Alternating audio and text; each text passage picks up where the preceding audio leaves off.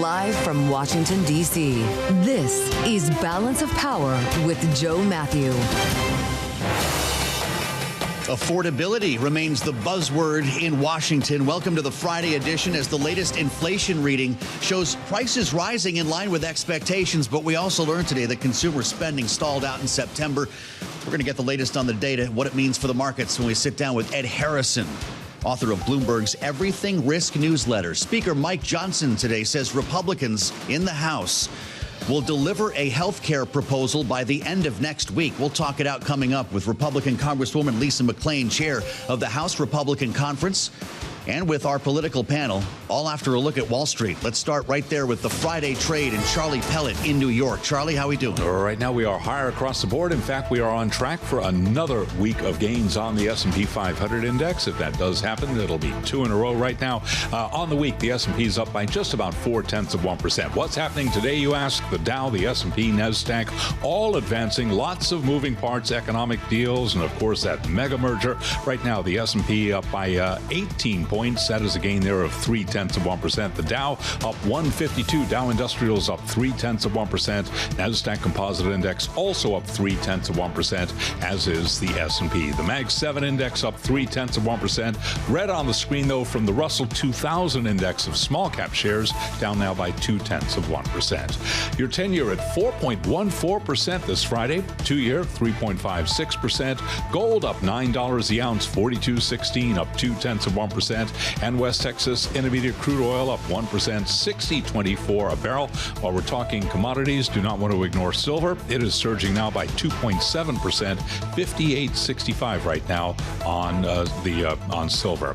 We've got Bitcoin tumbling 3.1%, 89,334 on Bitcoin. Deal-making news, what a big one. Netflix buying Warner Brothers Discovery in a historic combination, joining the world's dominant paid streaming service with one of Hollywood's oldest and most revered studios.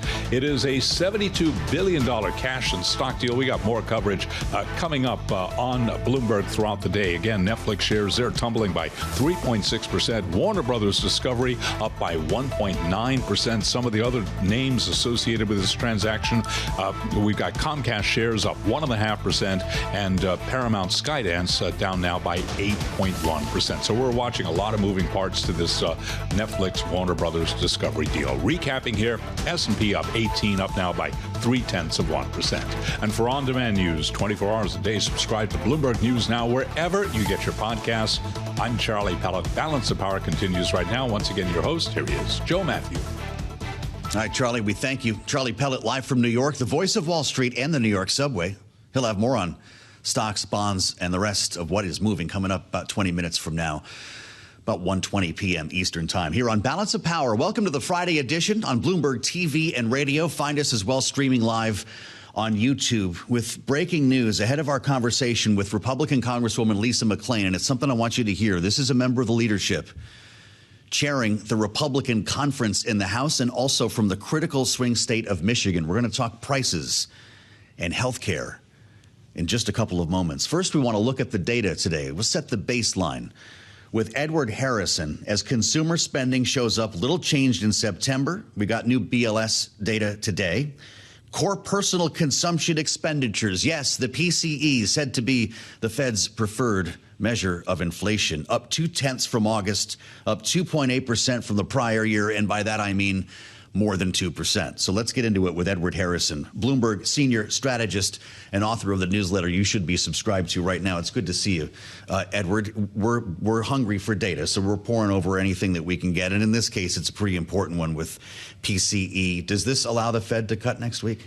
You know, Joe, the interesting bit is you kept on saying versus the August number. And here we are in December. So we're talking about numbers that are... So do they not matter? It doesn't really matter, basically. It doesn't matter. Because, you know, we've moved on from that. It's just, it's too stale. It's too stale, and a lot of things have happened in the interim. People are much more concerned about was the holiday shopping good? Right. And is the consumer, after that month-long pause in the U.S. government, still able to continue to power the U.S. economy? So when you sit down with your everything risk hat on, are you more concerned about prices today or the health of the job market? I'm probably more concerned about prices. Yeah. I think that the job market concern, it's deep in the sense that I think very large pockets of the U.S. economy are in recession because the job market is so weak. But I think that we still have a price problem. And with the Affordable Care Act subsidies, some of those going away in January, it's going to be even more difficult for a lot of U.S. consumers. Well, what pockets, by the way, of the economy do you see in recession? That's quite a statement. Yeah, I would say that, we've had the housing market at points in time in recession. In contraction. Yeah. Office space has been in recession. And then also, if you take the whole cohort of people who are, say the bottom quintile, bottom two quintiles, they've had a very hard time given the price pressures that we've had, and also the very low growth in job formation. Sure.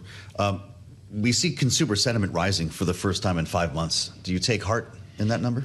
I take some heart in the number, but if you looked at the present situation number, I really look at it as a reflection of, okay, now we know that the government's not going to be shut down anymore. But if you looked at the present conditions number, it actually went down relative. It was lower than the expectations. So people are saying that it's actually not all well and good, but enough people from the upper quintiles of the income distribution are spending. And then we have the AI bubble as well. That's helping to keep things going. But there are pockets of distress there for sure. Interesting when you look at the state of the market here. We've had some shaky days. November was not a blast. But the fact of the matter is it's still been a pretty darn good year. And the indexes are not that far from their highs. We haven't had a full-blown 10% correction in a long time.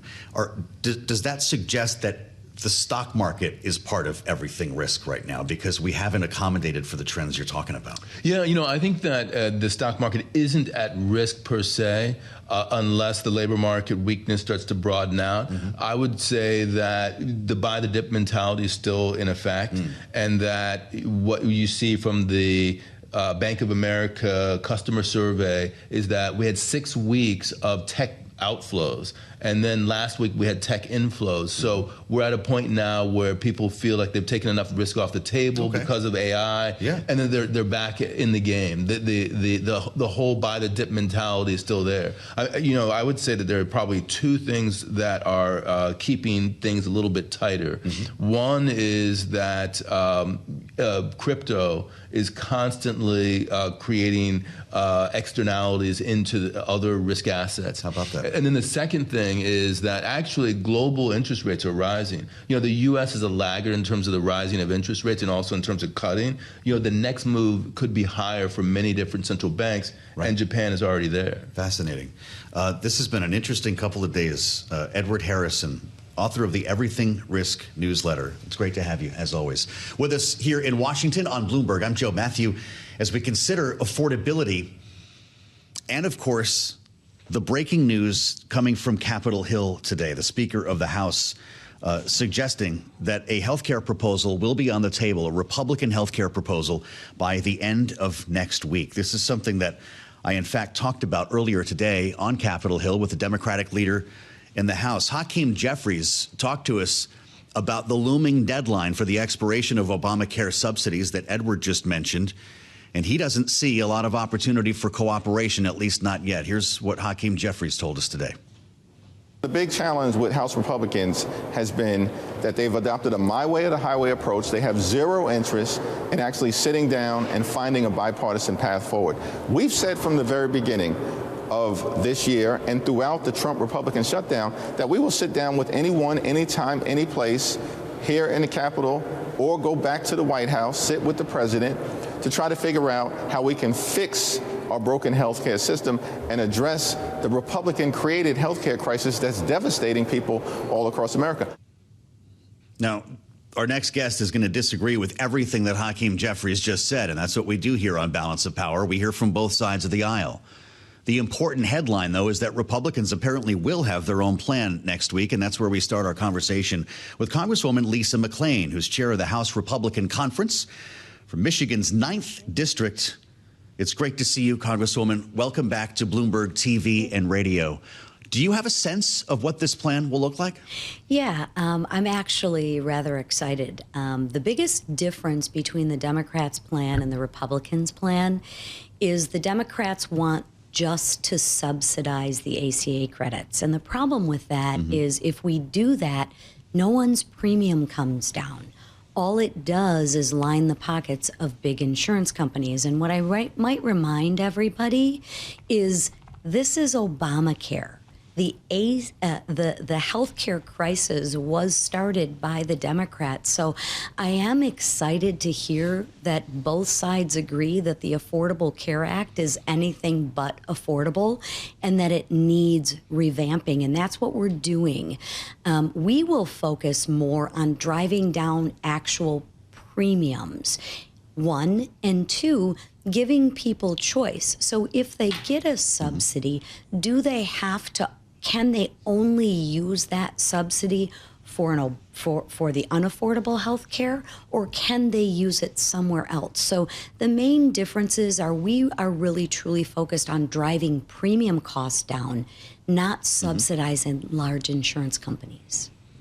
Understood what you're saying in principle, but I'm curious what happens in the immediate term here. There was a bipartisan bill introduced yesterday that I'm sure you know plenty about. We talked about it with Hakeem Jeffries this morning. The Gottheimer-Kiggins bill would actually extend Obamacare subsidies for 1 year while also reforming the plan to add some collars around eligibility.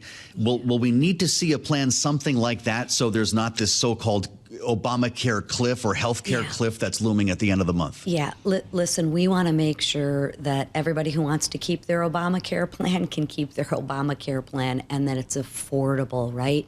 We both agree and both sides agree on affordability.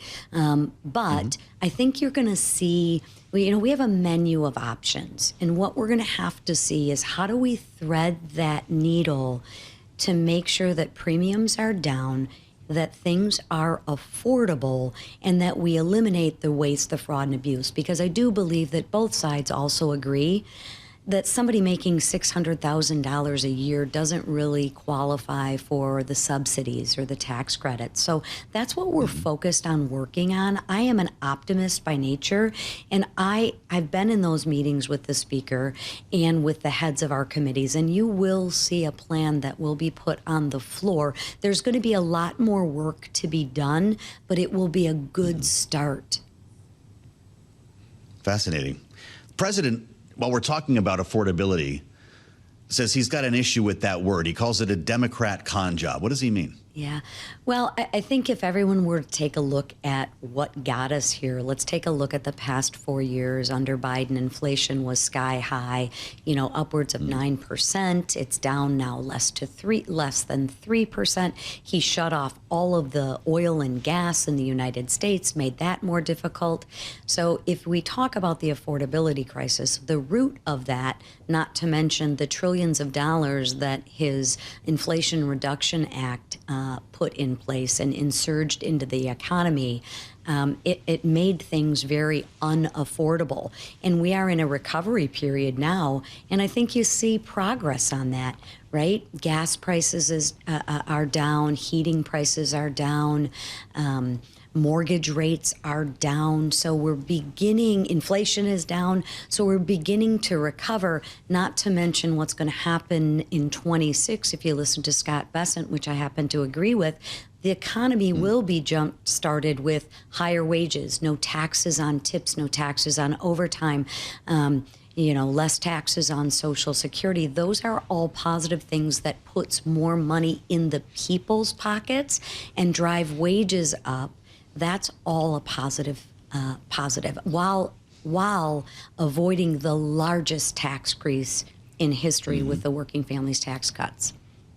I want to hit you in your backyard here, Congresswoman, and talk cars while you're with us. The Trump administration has begun the process of easing fuel economy requirements, CAFE standards, as they're called, for new vehicles. I believe you were standing right next to him in the Oval Office when this was announced just the other day. And that's not the only thing that he announced, Congresswoman. Let's go to the White House and listen to the president from earlier this week. My administration has taken historic action to lower costs for American consumers, protect American auto jobs, and make buying a car much more affordable for countless American families and also safer. Just about everything is down. You know, this whole thing is, they use the word affordability. It's a Democrat hoax. They're the ones that drove the prices up. I think affordability is the greatest concept. When they use the word affordability, they never say anything else. You were standing right next to him at that event. What are you hearing from automakers in your state? What does Mary Barra say? What does Jim Farley say about the CAFE standards? They were all in town as part of this. Will this, in fact, lower the cost of a car? Yeah, listen to what the automakers say. The people that actually are building the cars, they are extremely excited about it because it's less regulation and it makes the car more affordable for the average American. There is, I think, roughly about $16,000 to $17,000 per employee that these automakers are spending because of regulation. And the more regulation you put on manufacturers, on people, that's passed right down to the consumer. So they're excited on twofold. One, that they can produce the automobiles more affordable, and two, that they produce an actual automobile or a product that people want to buy. So they're extremely excited about it. Don't take my word for it, take theirs. Well, so I want to pick up on something you just said, because I always hear that Americans want to buy big cars. We love our SUVs. We love our F-150s. I can't even park in the garage half the time because there's so many big trucks down there, Congresswoman.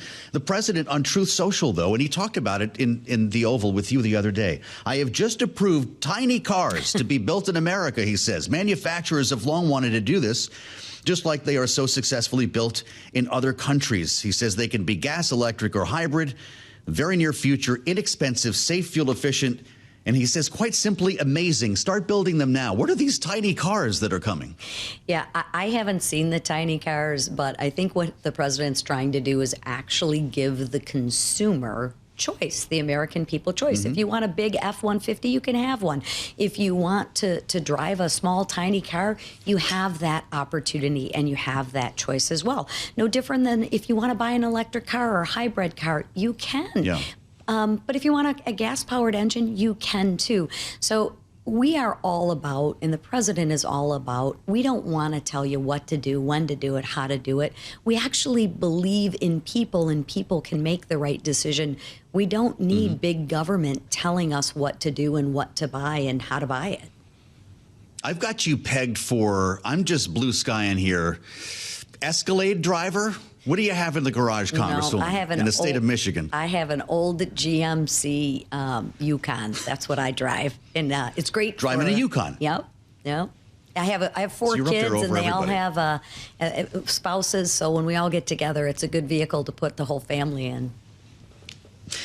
You can't drive that thing around New York. I mean, you can, but good luck while you're up there. It's great to have you back with us. Live from World Headquarters in New York, that's Congresswoman Lisa McClain, who's chair of the House Republican Conference. We've heard from Hakeem Jeffries, the Democratic leader in the House, now the woman who runs the Republican Conference, to give you a sense of exactly what the conversation is like. Next week's going to be a doozy. We could have a vote in the Senate on a Democratic health care proposal. We'll get a look at what Republicans have up their sleeves as well. That's why we do this every day, live from Washington. I'm Joe Mathieu. This is Bloomberg TV and radio.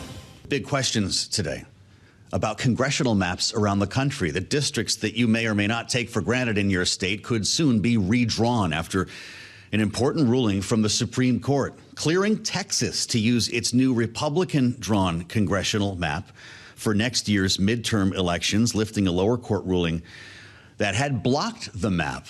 Not everybody saw this coming, although we have been waiting for this ruling, and it's something that I talked about earlier, the effort to redistrict, which, by the way, some Democrats have taken up in their states. Look no further than California and Prop 50. We talked about it with Hakeem Jeffries, the Democratic leader in the House. Listen.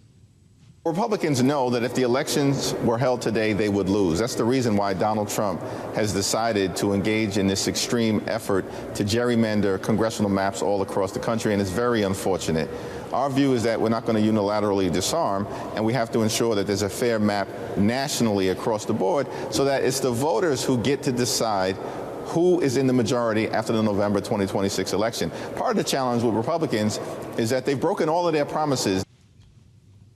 So it's open season on redistricting, and that's where we start today with our political panel. Bloomberg politics contributor and Republican strategist Rick Davis is with us, partner at Stonecourt Capital, joined by Yemisi Egbewole, former chief of staff advisor of the Biden White House, Democratic strategist, and the founder of Podium Strategies. Yemisi, what do you think about this?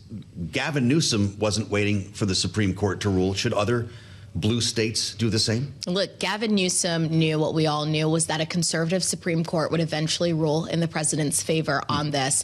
And I think that other states are going to follow. Now, I think it's going to be tricky. Some Democrats have already raised a little bit of an alarm saying this might be a race to the bottom. Yeah. But there are other folks in the Democratic Party that are saying we're already at the bottom. So I think this is going to give some division to the Democratic Party, but it's looking like Texas is definitely getting more red. Well, that's right. Will states around the country other than California get more blue? I think some states like Illinois. Yeah. I mean, Illinois, and we have to think about New York as well. Come and who runs those, right? Maryland, you've got Governor Wes Moore, yes, right? We've got Pritzker over there. We might see if Shapiro does something. I mean, these are also people that are looking at 2028. This is beyond just a redistricting for some of these folks. Gavin Newsom pushed Prop 50 because he saw what happened in Texas, but also because he has political ambitions of his own. And so we have to factor that into how some states will play it. Absolutely right. What are you thinking about this, Rick? Will Democratic governors like Wes Moore, who have been a little gun shy to start redrawing congressional maps in the middle of a cycle, be suddenly convinced by this ruling? Well, I'm not sure there's anything in the ruling that'll actually convince them other than it's fair play now to change your redistricting in midstream.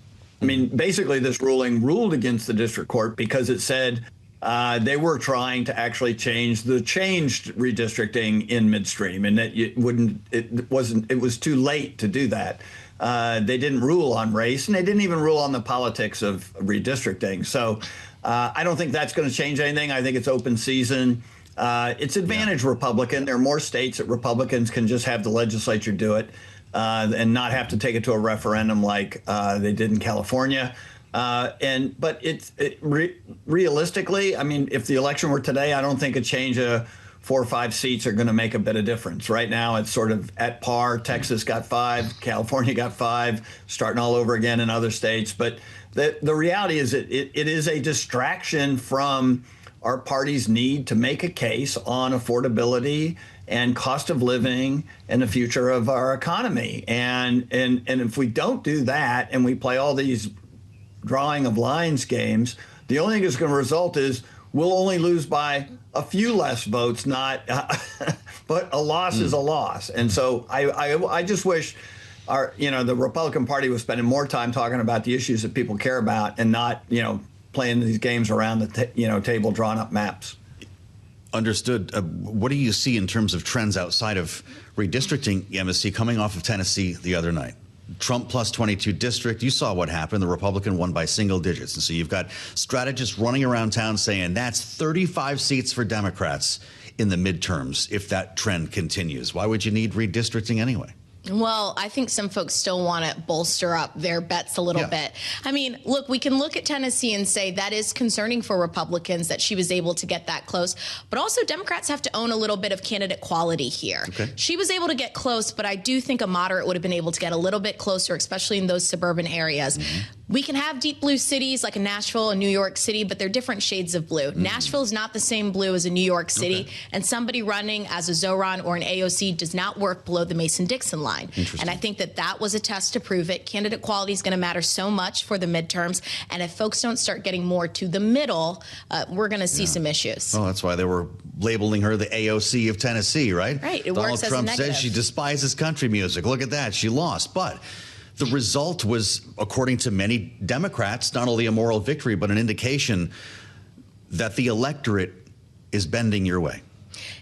is the electorate bending our way, or are Republicans just not as engaged? I think we do a better job at firing up the base and getting people out to vote. Well, that's an honest reply. Yeah, and I think Trump also helps in our favor. All you really have to do is play some of his sound bites, and it can get some people out. There's sometimes in the Democratic Party, it helps to have a common enemy, and Republicans don't have that as much. But I wouldn't say that this is just a positive and our foot is on the gas pedal and we're raging ahead. I think it's just a cautionary tale. Interesting. Rick, you've talked before in these conversations involving redistricting.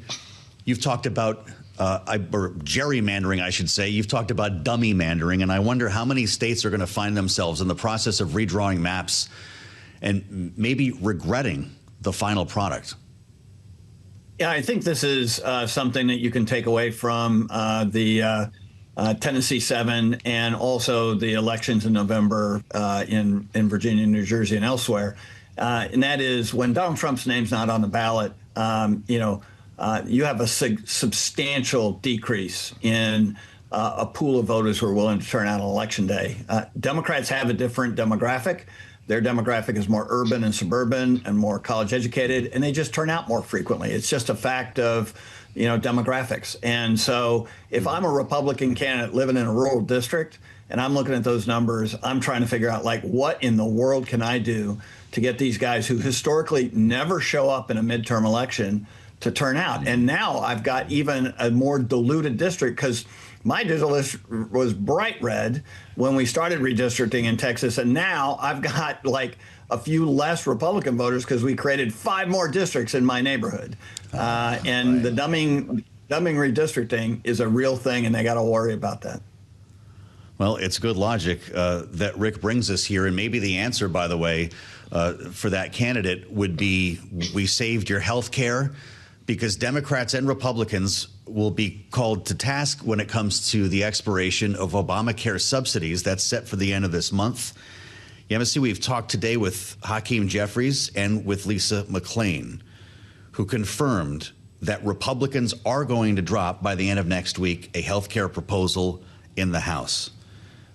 Are we going to meet this deadline? Okay, I'll believe that when I see it. Members of Congress are like students who always push back the deadline and tell their teacher they're turning in the homework. Got a big deadline here, though. It's a huge deadline, and I don't think Congress has really shown itself this year as being a unit that meets the moment for the American people. So I hope they don't back themselves into a corner here. I'm glad that it introduces the conversation more about health care. And going into next year, we're going to see more people start to talk about Obamacare and why it is that you do need subsidies for it. I think we have to take a larger look at what is a landmark legislation for the Democratic Party, because we've run on health care, we've won on health care, but now we need to re-examine our health care. Well, you heard Lisa McClain, Rick. She tells us that Democrats have finally admitted that the Affordable Care Act is not affordable and we need more subsidies. And we've heard that from a lot of Republicans. What will the Republican plan look like? And might it resemble that bipartisan bill that dropped yesterday, a 1-year extension with new limits on eligibility?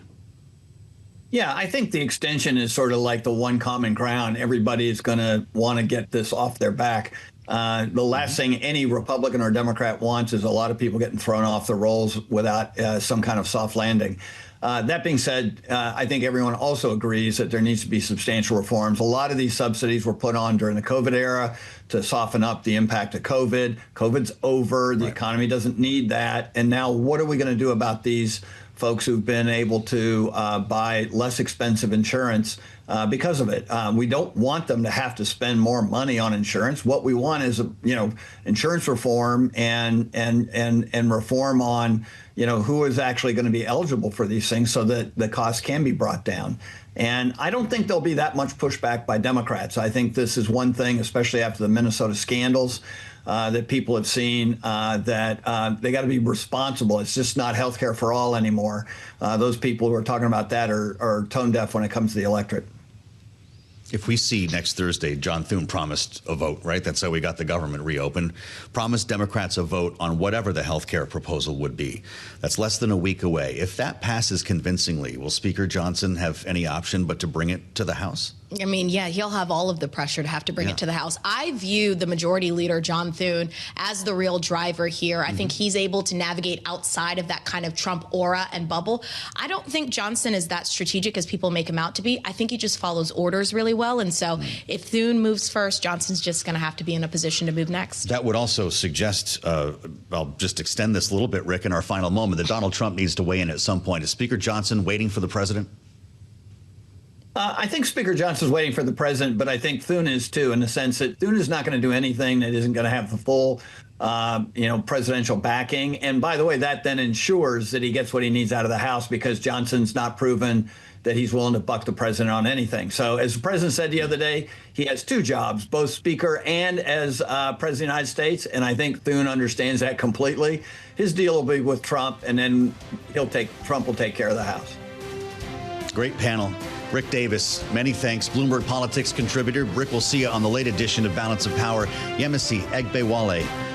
Podium Strategies, our Democratic strategist. Great to have both of you as part of our conversation. Patrick McHenry will be with us next as we spend some time with the former Speaker Pro Tem on what comes next. This is Bloomberg, as we seek voices and new ideas from both sides of the aisle. That's been our exercise this hour. We've heard from Hakeem Jeffries and Lisa McClain, the Democratic leader in the House and the chair of the Republican Conference in the House, with news today that Republicans in the House of Representatives will likely unveil, Speaker Johnson says, unveil a health care proposal by the end of next week. That would coincide almost to the day with the promised Senate vote on a Democratic health care proposal. So we may be seeing the gears turn a little bit here. We're joined at the moment by a problem solver with a lot of experience in the House of Representatives. That, of course, would be Bloomberg Politics contributor Patrick McHenry, former Republican Congressman, former Speaker Pro Tem. It's great to see you here at the desk, and I hope you had a great Thanksgiving.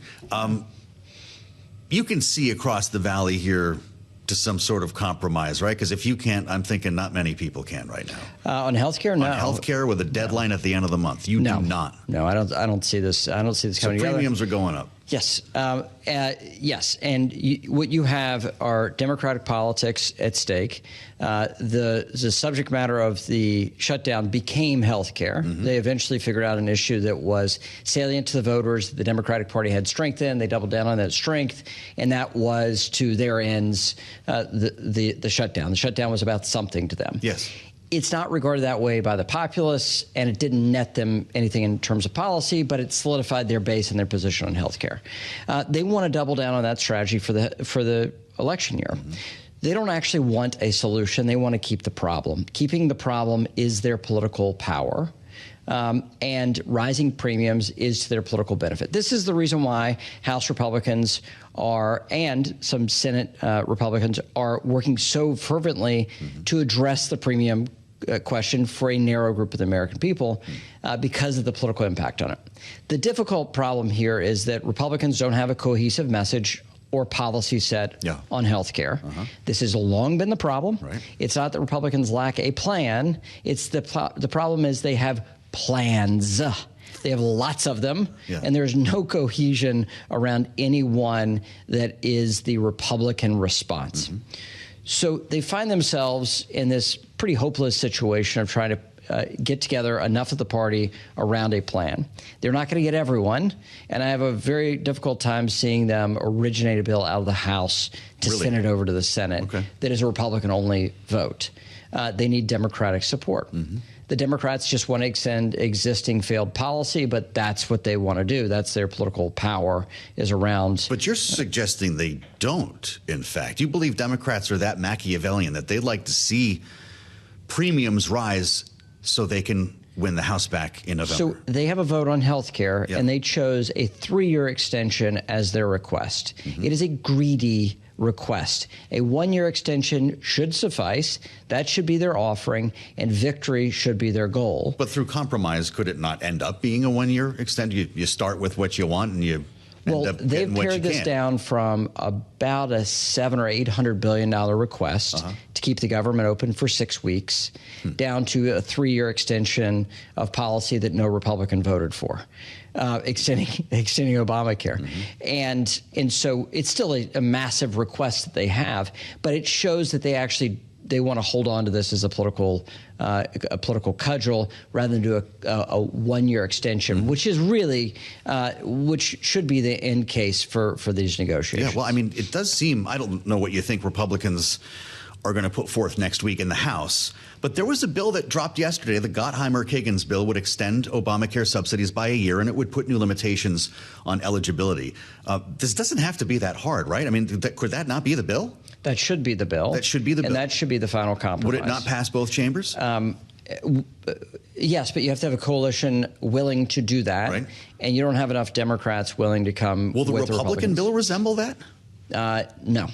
Okay, so what do you think the Speaker has up his sleeve? Well, no, they have to put together something that unifies Republicans. That's their attempt. That is always the goal out of the House. Be more along the lines of Bill Cassidy, health savings accounts. Yes. Something that does not resemble Obamacare. Correct. Okay. And also doesn't fix the problem. So then we have a collision next week. We go off the cliff at the end of December. And do I keep going and then we shut down at the end of January? Oh, no, because the dynamics around the shutdown on an election year are different than what the Democrats just experienced. So this is now about getting the government funded, and they'll move on with that. Okay. They will keep the health care issue, though. Man. That's how I think this thing nets out. It's going to be a brutal year for people. The premiums are really up. Quadruple in some places. They just drop off the rolls in that world. Yeah, right? But this is 10 to 15 million people. It's a serious number. These are disproportionately red states, and there is opportunity for the state legislatures to fill these gaps. Okay. It is not fully up to the federal government to respond here. Yeah. So this isn't a potential. This isn't a necessary disaster for the people that would experience these healthcare premium increases. Nor is it premium increases the end of their access to healthcare. Yes, sure. But it is being described that way. And so Republicans have a political issue. Democrats have a political issue. And this is the collide and the reason why the compromise is unlikely to happen because the political importance of that issue at the election box benefits the Democratic Party. All under the banner of affordability, right? This is all one issue. The president calls affordability a Democrat con job, which they're turning into commercials right now. What does he mean by that? What he means is the feel of the economy is largely driven by discourse. Republicans think the economy is going pretty well, and Democrats think the economy is going pretty poorly. That has a political overlay more than an economic overlay, and everything is becoming highly political in our society over the last 20 years of discourse. And so affordability is the message the Democratic Party is seeking to drive through Election Day because that is their path to victory. In 2010, a slow economic recovery meant that John Boehner spent 2 years saying, "Where are the jobs?" A message of where are the jobs got Republicans the majority in 2010. Yeah. And I think that is the case that they're saying is like the cost of things are not down since President Trump got reelected. There's a lot of economic impact that is to come for this administration. The tax bill, landing the tariff deal with China, and the world, all those things will have an economic benefit that has to be accrued over time, and that is really the imperatives on the administration to provide the regulatory relief, the tax incentives, and clarity on tariffs. And that way the economic engine can churn and the American people can see the benefits of Republican economic policies. I can hear John Boehner right now. Mr. President, where are the jobs? And that's the question that the Fed is asking and will be asking next week. And so I have to get into this with you with your financial services hat on here. Kevin Hassett is apparently the next Fed chair. At least that's what everyone seems to think in Washington. Bloomberg reporting that he's at the top of the list, and he was on Fox News asked about whether it's time to cut rates. Here's what he said. From the Fed governors and some of the regional presidents, they now seem much more like they're leaning in the direction of a rate cut, which is I believe, the right. And how much would you like it to be? You know, in the long run, we've got to get to a much lower rate. If there's consensus around 25 basis points, which it looks like there is, then I'll take it. Is that 25 basis point cut in the bag? It's not in the bag, but I think that's where they end up. I think there's still haggling to be at the governors, Board of Governors. Look, the Open Markets Committee is disproportionately appointed by President Biden. that impact is still driving the Fed decision making. The president needs to get his appointees on the Federal Reserve Board. The next available one is the chair of the Fed. That's right. Is his nomination in the bag? Nothing's in the bag. Okay. Look, I mean, there's still drama to be had. And so I do think the president has enormous high regard for Kevin Hassett in the first term and bringing him back in the second term in an elevated way.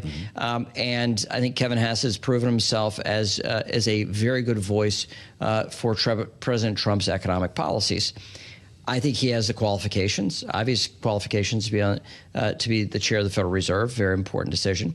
And he has the qualities necessary to drive consensus on the Open Markets Committee, which is actually how it's done. And the difficult part of being Fed chair is you don't get to make the decision independently. Yes. You have to take all these inputs from your committee members.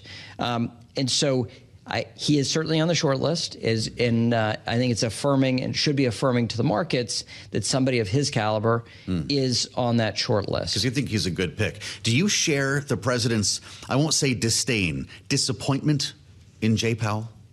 Look, I got a different perspective on Chairman Powell. I think he's been given a very tough set of circumstances and has danced very well in the midst of the threat of the music being turned off. Right. And I think he will be proven as a successful Fed chair who maintained Fed independence in a very complicated time. Well, we just had quite a headline cross the terminal. You got to be careful when you walk in here. Oh, yeah. Congressman, the Supreme Court to review President Trump's birthright citizenship rollback. Did you see that coming? Yes. This is something that's not settled law. The president's perspective here is... Not settled law. Not settled in that the president having broad authorities to make this determination. Understood. There's been generations of litigation on the definition of citizenship in our country. This thing is carved out as a set of rights that the American people have, based off of from birth to natural death, and there are consequences for these decisions. So you shouldn't have one branch of government make that determination. The courts are always going to have to step in and make a determination or clarify the capacity the president has. Do you think a change needs to be made? No, look, I think birthright citizenship has been the case in the United States from the very beginning, and we don't judge people based off of their parents, good qualities or bad qualities, or where they're from, and that has made us a special and distinct nation from any of the European powers or any of the Asian powers, based off of how we treat how we treat citizenship here in the United States. The importance of it, the regard for it, how we honor this as not just something given to you, but the story of America and who we are. So you can't just make a quick administrative change of a body of law that is, in many cases, 200 years old. Runs to our founding. That was a good answer. I'll be curious to see what happens here. We've only got a minute left. Let's just throw this one at you lastly as we look ahead here with the president, by the way, receiving the Peace Prize today. Should the House of Representatives, should Congress have a say in the president's military action in the Caribbean? They inevitably will have votes on this under the War Powers Act. I think what the president is doing is born out of sound law and taking action. Yes, when you have these incursions from the South and movement of drugs in a concerted way, and in some respects supported by nation-state actors, for them to take military action, I think, is a justified thing. It is a clear signal to stop the flow of drugs from the South, just like we're having the clear signal to China to stop the flow of fentanyl. Fascinating. It's always great to spend time with you. Patrick McHenry, let's do it again soon. Bloomberg politics contributor, former Republican Congressman, former Speaker Pro Tem, only here on Bloomberg TV and radio. I'm Joe Mathieu in Washington. I'll meet you back here on the late edition of Balance of Power. It starts at 5 p.m. Eastern. Enjoy your Friday between now and then. This is Bloomberg.